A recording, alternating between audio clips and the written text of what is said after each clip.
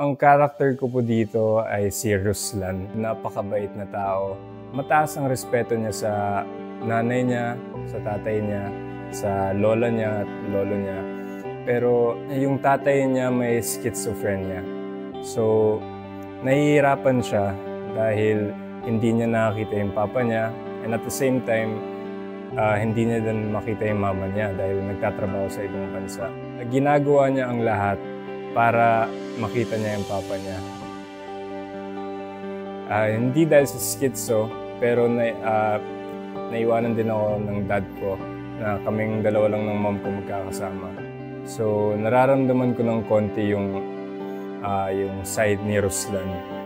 Family-oriented din ako. Mahal ko yung mama ko, mahal ko yung papa ko. Kahit na, katulad ni Ruslan, kahit na may mga problema yung papa niya, minamahal niya pa rin ang todo. Ganon din sa papa ko na iniwanan ako, mahal ko pa rin siya. Hello po mga kapuso, iniimbitahan ko po kayo manood ng #MPKForgiveMeFather. This Saturday na po yan, 8:15 PM on GMA.